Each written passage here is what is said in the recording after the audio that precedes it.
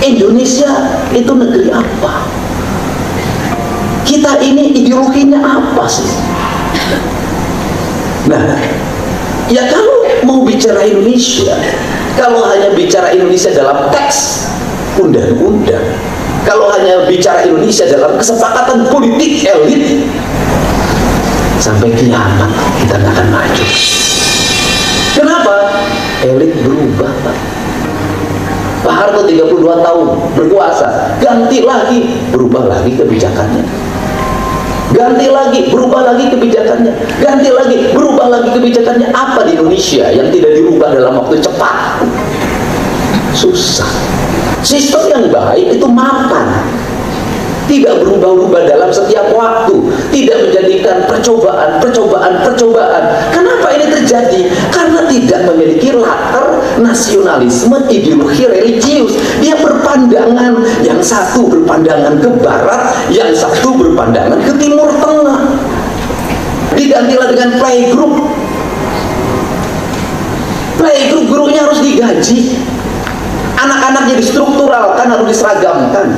Pola permainannya diganti oleh pola permainan proyek, ada alat peraganya, ada beli sorotan, ayun-ayun, semuanya berbasis duit, berbasis proyek. Nilai-nilai alamiah yang itu menyatukan manusia dengan lingkungannya runtuh. Dari situ, anak lagi tidak mengenal lagi pematang sawah, anak tidak lagi mengenal perikanan, anak tidak mengenal sungai, anak tidak mengenal danau, anak tidak mengenal pohon, anak tidak mengenal oksigen. Semuanya tidak dikenalinya. Dia hilang dalam pikirannya. Apa dalam masa depannya? Akhirnya dunia pertanian runtuh. Kenapa dunia pertanian runtuh? Runtuh sebentar lagi, 25 tahun lagi runtuh. Kenapa? Tidak ada lagi generasi pertanian Indonesia. Saya tinggal di desa. Saya tahu betul bahwa yang nanduri itu tidak ada yang berusia 20 tahun. Saya tahu betul bahwa yang nyangkul sudah tidak ada yang berusia 20 tahun. Saya tahu betul semua usianya di rata-rata di atas 50 tahun. Dia bertahan 15 tahun lagi, hilang generasi petani Indonesia. Siapa yang akan nyangkul ke depan? Petani. Kemudian orang ngomong teknologi, lari lagi, kan bisa menggunakan teknologi. Emang teknologinya teknologi mana yang akan digunakan? Berarti orang harus beli pembajak sawah, orang beli drone. Pertanyaannya adalah, kuatkah petani kita beli drone dengan harga petak sawahnya 1/4 hektar? Cina itu drone lahir karena tradisi. Mesin traktor lahir karena tradisi. Jepang juga karena tradisi. Karena dia tradisi membajak, maka dia merubah pola pikirnya. Besok ganti mesinnya, besok ganti mesinnya, besok ganti. Bukan Indonesia teknologi lahir karena mode, karena gaya hidup. Kalau ingin kita punya masa depan, nah itu di kaum tradisi hilang, semuanya hilang. Tradisi makan hilang, memasak hilang. Jangankan garap sawah, saya cek silakan seluruh anak perempuan anak sekolah SD, SMP, SMA, mana yang bisa masak? Padahal dari tradisi masak melahirkan industri. Menjahit, dicek silakan, ada anak-anak sekolah sekarang yang bisa menjahit. Padahal fashion Cina itu karena tradisi. Kita bahan dasarnya dihilangkan, kecintaan lingkungannya dihilangkan. Siapa yang membunuh itu? Sekolah. Indonesia abadi. Inilah ditata pendidikannya. Ada tempo berapa tahun? 20 tahun lagi. Al-Zaitun ini cuma 10 tahun bisa. Indonesia dengan modal besar membuat sentra pendidikan 500 sentra pendidikan ini bisa paling 5 tahun. Pak Prabowo bisa membuat ini.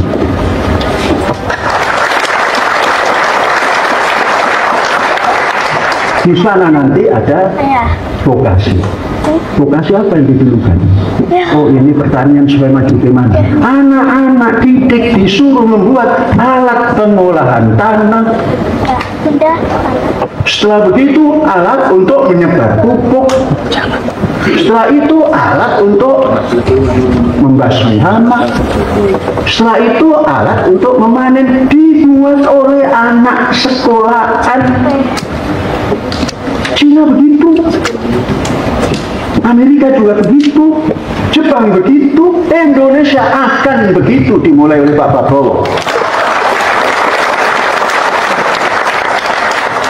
Sampai nanti bekerja sama itu dengan Pindad dan sebagainya, buat senjata, buat alat perang di situ, kerjakan oleh anak bangsa yang terdidik. Mumpung belum ketinggalan zaman kita ini. Kalau sampai tahun 45 begini-begini saja, ya begini 54 dari 77. Memblek namanya. Bisakah pendidikan berjalan dengan baik tanpa pangan? Pendidikan, hal yang butuh robbah hadzal bait, ikuti aturan negaramu.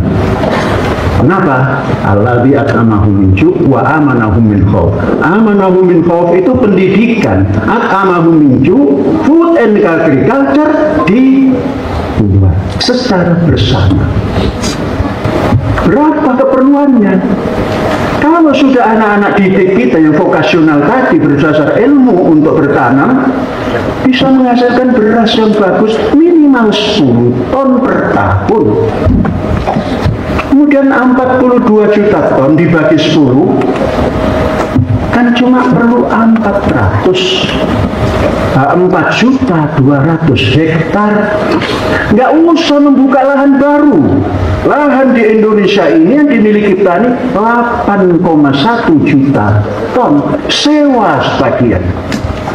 Kemudian biasanya tanam padi itu harus ada mantun, ngoyos kalau bahasa Jawa Sundanya. Sudah tidak lagi tangan yang garuk-garuk begini, dibuat mesin ngoyos. Siapa yang membuat? Anak sekolahan. Jangan hari ini ada mobil SMK, tapi nggak ada bendanya. Nanti produk anak-anak SMK di dalam kampus itu bendanya ada real untuk kepentingan Nusantara yang segini luas. Sampai panen. Panen sudah tidak lagi menggunakan ETM, alat kecil, pakai mesin panen yang sekali ngangkut 1 mobil besar yang isinya 20 ton angkut masuk ke tempat penjemuran. Penjemurannya bukan matahari, pakai dryer yang sumber energinya dari diri padi itu sendiri. Maka keringnya merata. Setelah itu disimpan, jangan dalam karung, silo yang besar. Kemudian dibuatkanlah rice milling yang bagus, dari silo dibuka jadi beras. Beras yang ditanam jangan beras yang dimasak malam tadi, besok sore jam 5 sore sudah basi.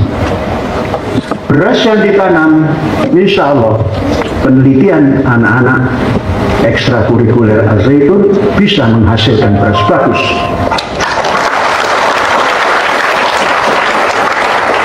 Beras apa itu?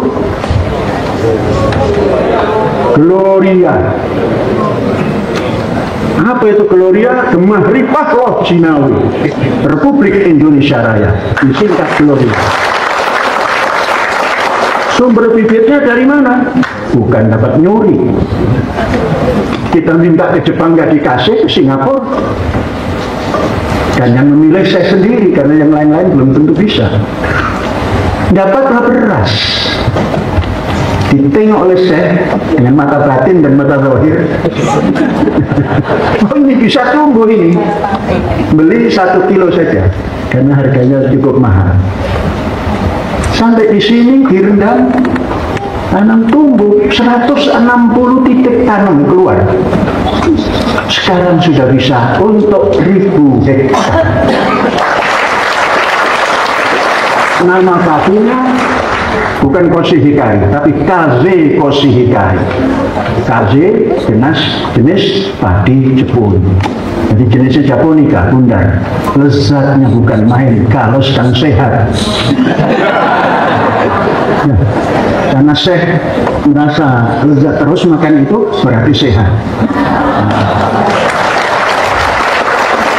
Saya mengukur diri sendiri itu makan kok nggak enak, pasti ini ada apa-apa ini. Kalau disuguhi itu yang namanya kosi hikarikasi, walaupun hanya satu kepal itu cukup sampai 1 hari. Ini yang dimakan bangsa Indonesia, diikuti dengan yang lainnya, kedelai yang tadi Ibu mengatakan difermentasi. Di sini sudah fermentasi. Bisa tahu, bisa tempe. Kalau tahu tidak fermentasi, tempe fermentasi. Kemudian ingin minyak goreng, nanam kacang tanah, nanam kedelai, nanam wijen. Jadi di sini ada minyak wijen, minyak kacang tanah, minyak kedelai. Makan sendiri. Terkadang kalau ingin, kata orang, kalau minum pagi 1 sendok, sore 1 sendok minyak wijen hitam, katanya semakin kemelintang. Kemelintang itu cerah. Ada semua, wijen putih ada, wijen hitam ada. Semua ada. Ingin ikan, alhamdulillah, masuk ke laut. Maka makannya tuna. Sekarang membuat kapal. Kapal yang di Irian dan kapal yang di Jawa Selatan. Semua yang buat anak sekolah. Insinyur pembangunan saja nggak boleh dekat-dekat. Jangan dekat-dekat, nanti ente klaim. Ini supaya dikerjakan oleh anak didik kita, berarti punya kebanggaan. Dan anak didik kita akan punya sertifikat laut. Tanggal 15 ini dan nanti keluar Januari. Baru sekolah 1,5 tahun dan 1,5 tahun. Apa yang diuji? Yang diuji, ini kapal buatan siapa? Saya, Pak. Siapa arsiteknya? Saya. Tamatan mana? Nggak tahu. Lah kapal saja Nabi Nuh itu nggak ada sekolahannya. Bisa membuat kapal, dibuat di Rembang, mendaratnya di Ararat. Jadi Nabi Nuh itu mungkin orang Rembang. Mengapa? Kayu jati. Kayu jati yang sudah lama itu, apa nah istilahnya itu? Jati purba. Jati purba itu adanya di Rembang, di tempat ukiran itu, di Parah, di Randu Blatung gitu. Dibuatnya di sana dan mungkin ketika itu Nabi Nuh diejek. Baru saja kan di sana banyak PKI kan. Jadi kalau zaman Nabi Nuh mungkin PKU lah. Partai Keadilan Umat.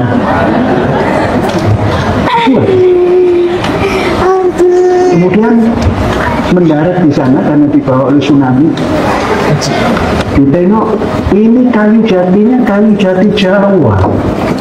Tidak mungkin Jawa, Nabi Nuh bisa mengangkat kayu segitu banyaknya ke tempat lain. Pasti di hutan Jawa. Jawanya ditelisik-telisik, yang paling bagus di daerah Rembang dan sekitarnya. Jadi kalau dikatakan saya nggak sekolah, nggak apa, nggak boleh dijadikan, silakan, yang nggak mau ikut ya nggak apa-apa. Tapi kan sudah jadi 5 kapal. Anak-anak yang baru 1 tahun 2 kapal.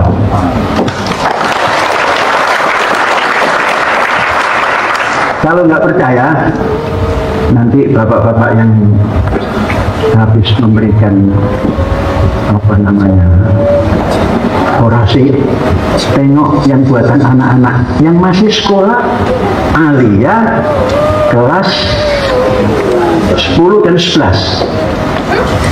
Kalau 10 baru setengah, baru 1 semester. Kalau 11 1,5. Dia punya 2 kapal.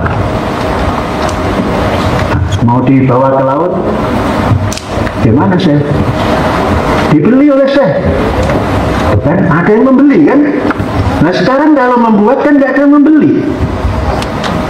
Contoh, dibuat SMK otomotif, keluar nggak ada yang beli, yang beli orang Jepang. Dan bangunlah jiwanya, bangunlah badannya untuk Indonesia Raya, tujuan ke Jepang dan bangga jalankan kapal di luar. Saya gimana? Kapal Singapura sudah berapa lama? Sudah hampir 3 tahun. Kamu tidak nasionalis. Kemarin ada alumni yang bangga sekali. Jangan bangga kamu. Di mana Indonesiamu? Begitu saja. Ya, nanti saya ngambil punya Indonesia kalau itu gitu dong. Contoh kecil.